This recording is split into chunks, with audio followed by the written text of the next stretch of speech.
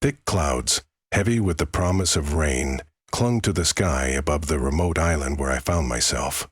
I arrived by means of a small fishing vessel, the ocean stirring with a vicious vigor that churned my stomach.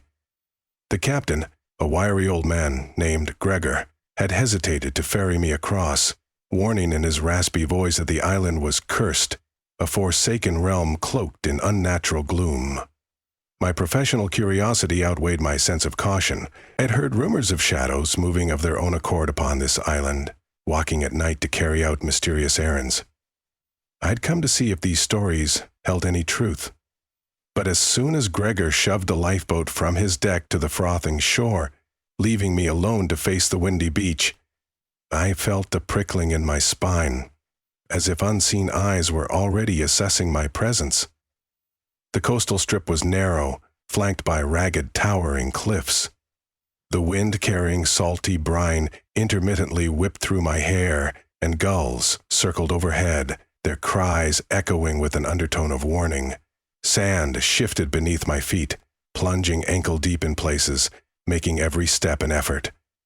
From a distance, a dense forest of twisted trees formed a jagged silhouette against the dimming sky. Their branches arched upward, wrinkled like knotted hands reaching toward some absent sun. Squinting, I thought I could see shifting shapes in the spaces between the trees, like flickers of darkness dancing where no living form should be. My heartbeat fluttered faster as I tramped closer.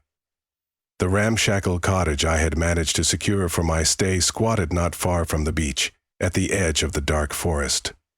Constructed of warped timber, its windows were clouded with dust, and moss clung to its outer walls. Inside, the air was stale with an earthy odor of damp wood. The furniture, a single bed, a small table, and a moth-eaten armchair, appeared timeless in its neglect. I set my satchel on the table, lighting a candle to chase away the gloom. The meager flame threw disproportionately large shadows on the walls, and I noticed, with an undeniable pang of unease, that their outlines seemed just a bit too sharp, a fraction too alive. I forced myself to breathe evenly, chalking up my apprehension to fatigue. Still, I could not disregard how the candle's glow almost seemed to resist illuminating the corners, as though pools of darkness soaked up the light. I passed the early afternoon exploring the surroundings.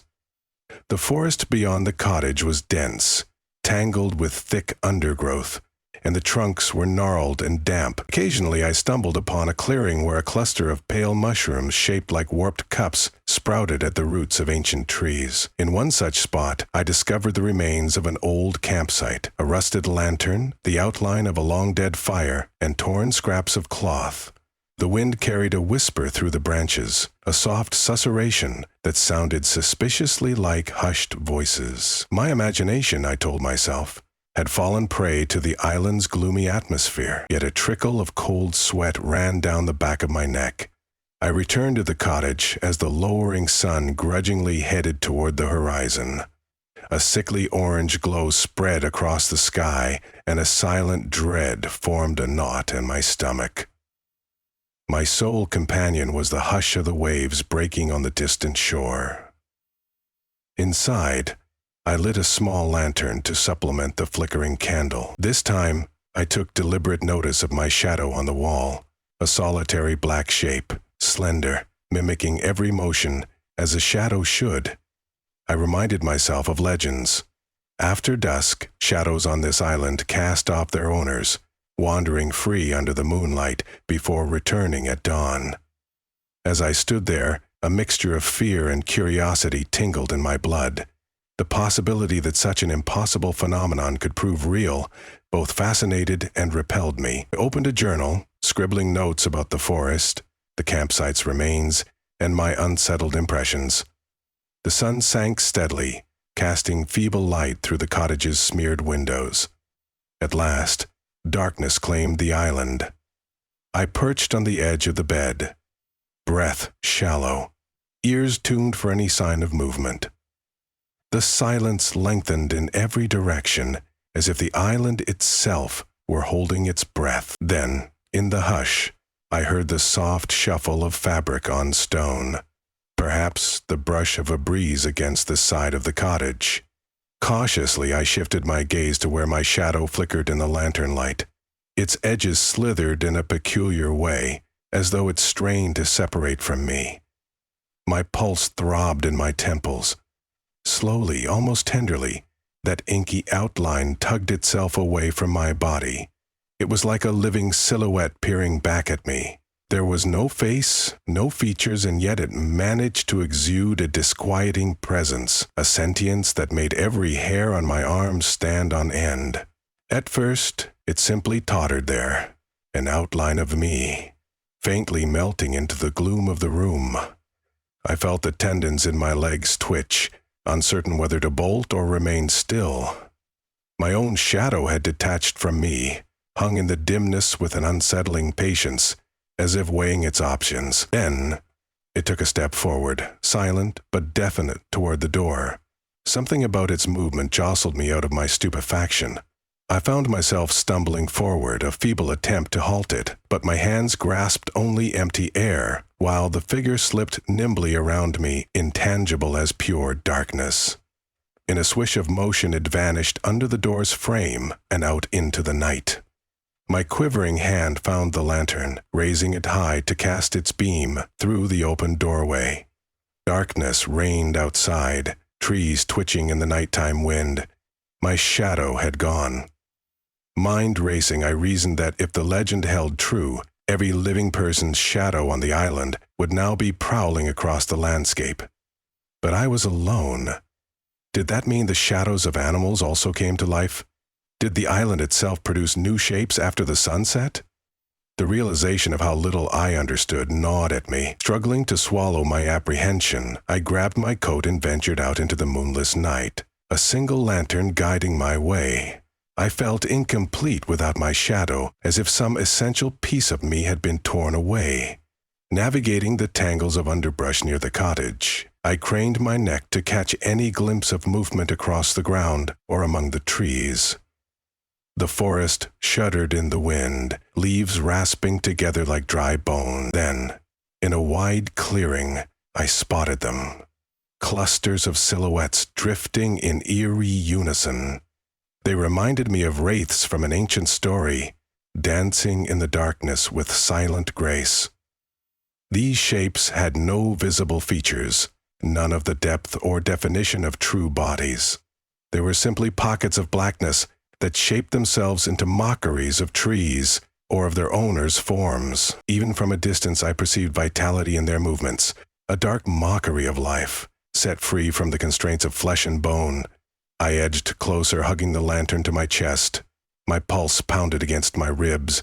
The moment those living shadows took notice of me, this bare, shadowless human they paused in eerie synchronization.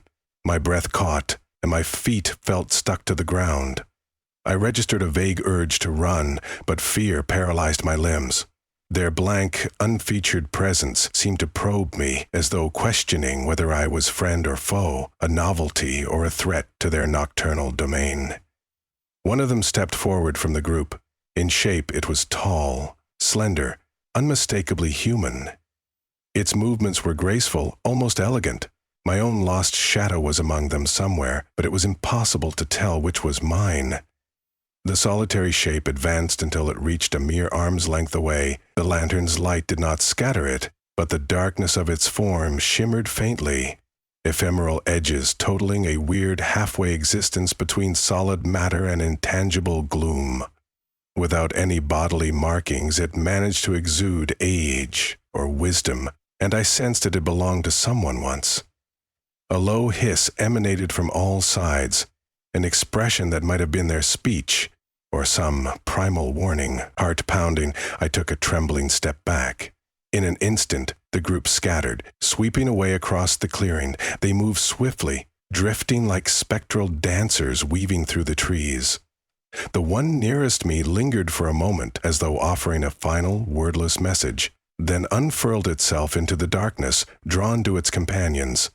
I was left alone, pinned to the spot as my lantern's halo struggled to lighten the thick gloom. My breath flowed ragged. I wondered whether I'd taken a single full breath in that entire exchange. Eventually, the primal fear coursing through me galvanized my feet to move. I retreated, stumbling back to the cottage, half convinced that the shadows trailed behind me, waiting to snuff out my light and vanish me into their domain. Once within the warped walls of my temporary shelter, I barred the door and tried in vain to calm my shaking hands. My mind spun trying to comprehend how such animated shadows existed. Were they malevolent, curious, or simply driven by a primal force beyond human understanding? Sleep proved elusive, haunted by fleeting glimpses of dark silhouettes drifting at the foot of my bed. Each time I thought I sank into slumber, I jolted awake with the sensation of suffocating. Outside, the wind's lament and the relentless hush of the island's inhabitants kept my nerves on edge. A knot of tension settled in my chest, and it lingered even as the curtains brightened, heralding dawn. At first light, I crept to the window. The sky was washed with a cold, colorless hue, the sun's muted rays reluctant in piercing the haze. Out of sheer habit, I glanced at my feet, where my shadow should have been. It was there, reattached to my form without explanation. Tailing me across the cottage floor, I felt a strangely intimate invasion. The idea that it had rejoined me while I slept, that it could have returned silently, weaving itself back into my presence as though nothing had happened. Cowed by the reality of this phenomenon, I felt no sense of relief, only the faint dread of not knowing what might happen once night came again. Determined to glean more information, I spent the morning combing through the island's interior with a desperate vigilance. I found the dilapidated ruins of a small village, nestled in a valley. A dozen battered huts, their roofs half collapsed, and a crumbling chapel with a bell tower leaning precariously. Inside one of the huts, scattered scraps of paper indicated that a handful of families had once resided on this island. Some diaries, though incomprehensibly waterlogged, hinted at the worry and confusion that overtook the settlers when the shadows began to move. These diaries offered partial accounts of midnight visits from dark apparitions, livestock found drained of energy, and explorers who disappeared after venturing too deeply into the forest. One particularly unsettling entry read, "We lock our doors, but it does not matter if they come from beneath, if they slip through the cracks. Our fences do nothing. Shadows are the door, the walls, the floor." These words forced me to picture living darkness, crawling under door sills, dissolving through windows, lurking beneath beds. A shiver racked my body. In the leaning chapel, I discovered a pulpit with a dusty journal splayed open. The entries inside belonged to a priest figure, part caretaker of souls, part protector, who tried to harness faith against the creeping gloom. He spoke of a midnight vigil meant to repel the shadows, that the power of communal prayer might lock them in place. But in the final pages his tone soured. "It is not the faithful who command these horrors," he wrote.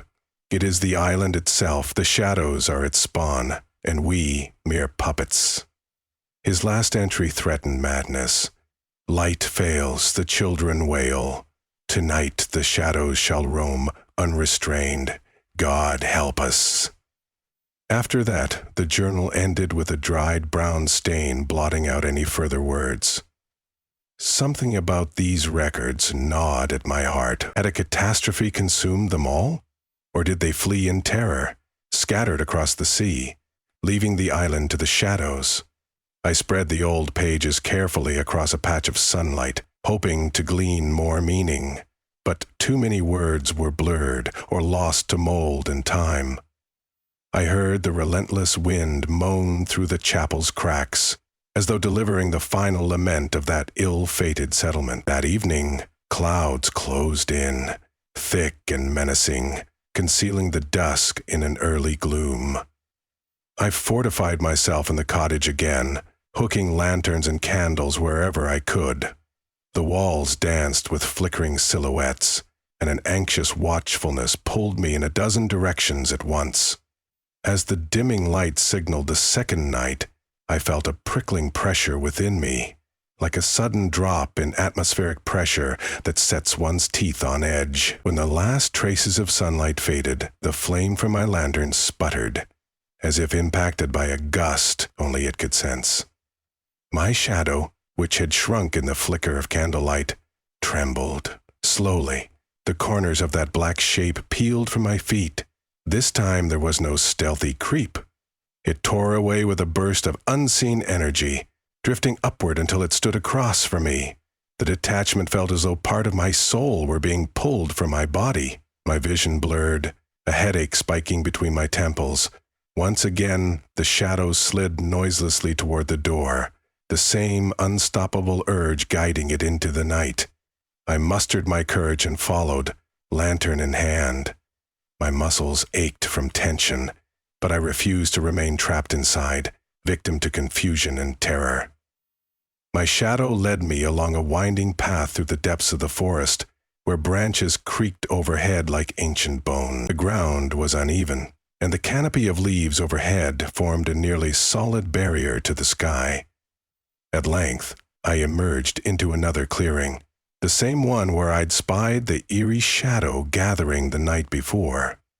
Dozens of living silhouettes glided across the grass, some adopting twisted forms that looked partially human and partially contorted, as though they derived from owners no longer among the living. Their silent communion was as terrifying as it was mesmerizing. When my shadow reached the center of this dark assembly, it bowed its head slightly, as if yielding to a shared mind. Suddenly, the hush broke, and a faint, inhuman murmur passed through the group. It sounded like a choir of exhalations. The air thickened with dread. One by one, the shadows turned their faceless gazes upon me. My chest tightened. Without fully anticipating my own actions, I raised my lantern and advanced a careless step. For a moment, that seemed to startle them.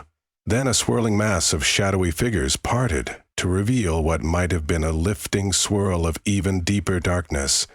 At its center, I caught sight of the remains of a framed structure, like a hidden doorway or gate, racked by vines that hissed in the gloom. Something intangible rustled in that darkness, a sense of presence older and mightier than any living shadow. The sense of dread became suffocating, compelling me to step back. Yet a fever of curiosity burned through me. Could that swirling blackness be some gateway, the heart of the island's curse, the source from which these animate shadows flowed? My arms trembled, the lantern's flame jumping nervously. The shadow congregation stoically watched, as if waiting to see which path I would choose. I felt that if I drew closer to that swirling aperture, it might devour me whole. Summoning every drag of bravery, I approached the swirling darkness, sweating under my coat despite the cold wind. My shadow peeled neatly away from the group, drifting to my side. It tilted toward the gateway in an almost beckoning gesture. I realized it was guiding me, or perhaps presenting me to the entity brooding beyond. Muscles taut, I took another step. For a moment, I thought I perceived a flicker deep inside the gloom, an ancient eye blinking open. Then, a vast sense of malevolence swept outward. I lurched backward, nearly dropping the lantern.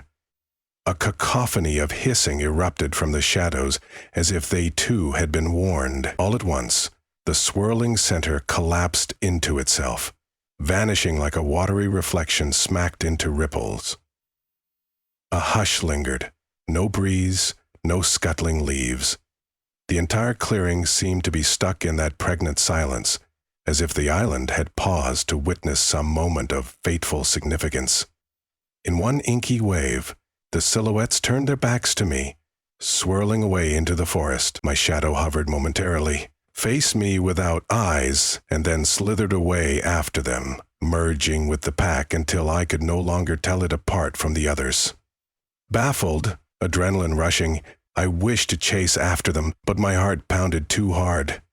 Fear and puzzlement were tangled in my mind, fueling an overwhelming desire to return to the safety of my meager shelter. Once inside the cottage, I dragged my chair to the center of the room, set my lantern on the table, and tried to bring order to my thoughts. The swirling darkness at the heart of that gathering had radiated a sensation of vast, ageless hostility. Did the shadows worship it, serve it, or was that thing the very essence of the island itself? My inquiries piled up, all unanswered. The night felt ceaseless as I huddled there, eyes on the lonely flicker of light illuminating the rough beams overhead. Some time before dawn, the wind keened loudly, rattling the door on its hinges.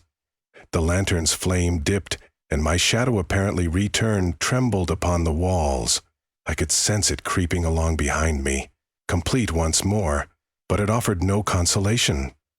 If anything, I felt haunted, as if a parasite had invaded me. Nervous exhaustion eventually forced my eyes shut. When the possibility of escape weighed on my mind, I immediately seized the idea. The fishing vessel that left me here was not scheduled to return for another 2 days, but I found the notion of lingering intolerable. Solitude was no shield against the intangible doom that clung to this island. I spent the morning stomping over the beach, searching for a sign of any passing ship or a drifting boat I might borrow. The sea was empty, an endless, brooding expanse. My attempts at building a raft from driftwood felt futile. My craftsmanship was no match for the raging waves, yet desperation spurred me on. I collected logs, lashed them together with rope from the cottage, my fingers splintering like raw tinder. By midday, the contraption was steady enough to make a risky attempt, though the water's ferocity threatened to smash it to pieces. It was near mid-afternoon, and exhaustion sapped my strength. As I hauled my makeshift raft to the water's edge, a foreboding new shadow fell across the beach. Turning, I spotted a towering silhouette on the sand, but none of the midday sun's angles made sense for such a thing.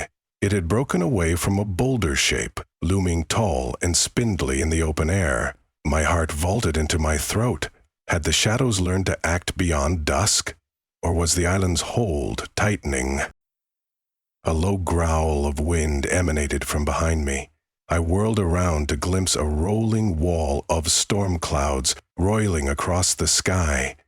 Before I could react, the shadow on the ground twitched, skittering across the sand toward me.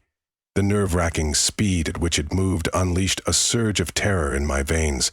My brain felt paralyzed, and I stumbled backward into the shallows as I tried frantically to push the raft into the waves. The shadow's featureless form continued closing in. There was no reason to believe it might spare me in broad daylight. My ankles were already submerged in freezing water, and each crest crashed against my makeshift raft, threatening to tear it from my grip. In that crucial moment, the wind tore in, flinging stinging sand into my clothes and face. With a final, desperate push, I hurled myself onto the raft. The lashing waves slammed it from all angles, buffeting me off balance. I clung to the rope for dear life, the salt spray stinging my eyes. By the time I'd cleared the shallows, the nameless shadow stood at the very edge of the surf, refusing to follow me into the water. The sight was incomprehensibly eerie, that tall smudge of darkness, standing statuesque on the beach, while the storm thundered above. Soon, the current tugged me further out. Though the raft was fragile, I wedged my body against the logs, determined to leave this island behind. My last glimpse of shore stayed with me as lightning flickered across the horizon, an entire line of motionless shadows gathering where sand met trees, forming a quiet assembly in the gloom. They stared without sight as I drifted away. One among them, indeed, the one that might once have been mine, raised an arm-like extension as if to wave a macabre farewell, or perhaps beckon me back into the island's maw. The thunder swallowed all other sounds. For hours, I struggled against the waves, uncertain whether my raft would hold. The storm battered me, day turning to a surreal twilight behind the clouds. Eventually, my arms numb and my lips cracked with cold, I glimpsed a flicker of lights upon the horizon. Lanterns, from a distant ship, or perhaps some passing vessel. My throat constricted with the intensity of hope. I shouted, though the ocean swallowed my voice. In that moment the wind gave a mercy, and the storm parted enough that faint signals of a vessel's presence shone clearer. I cannot say if the fishermen who rescued me believed my story. Their sympathetic smiles and uncertain nods suggested they dismissed it as the fevered ravings of a half-drowned stranger. Yet the nightmares remain. Sometimes, when the night is at its most silent, I recall the hush of that clearing, the twisting of sentient shadows, and the suffocating darkness at their center. I feel my own shadow shift, though no light source has disturbed it, giving me the dreadful sense that our bond was never fully repaired. If I catch a glimpse of my silhouette in a dim corridor, I'm certain I see it tremble imperceptibly, straining to slip free once more. No measure of distance or time has fully buried the memory of that island, its cursed shores, that unseen intelligence, older than any religion, those empty huts, rotting diaries, and terrified ghosts of those who vanished long ago. The shadows remain, living contradictions to all logic, freed each dusk to roam. People may not believe what I've seen, but I know in the depths of my being that those black shapes still dance beyond the reach of day, and if anyone is reckless enough to venture there again, they will find the living darkness waiting, eager for the sun to vanish, so it may stretch its intangible limbs and greet them out of the shadows.